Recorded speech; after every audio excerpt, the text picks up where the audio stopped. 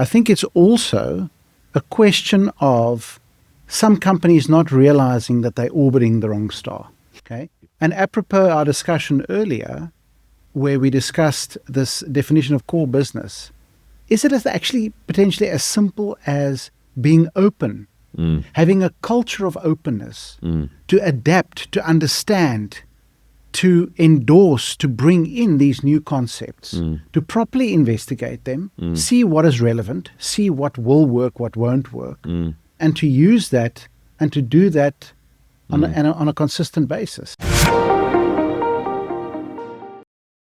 Stevenson and Southern Guild Galleries both balance showcasing South African and African artists together with major international names.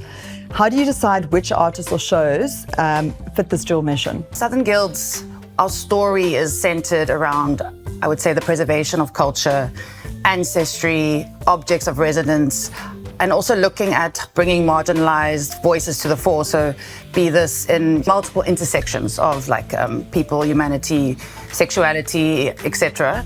So that would be the binding agent, right? So that's pretty broad, but that's what we're trying to bring to the world. We're trying to show them that. So when we're starting to work with an artist, it'll be natural. Does their work speak to this? Or is it completely outside of that? Then it's probably not a good fit. We have a stronghold in South Africa, of course. And a lot of our artists live here, and a lot of our African, from the broader Africa artists also live here.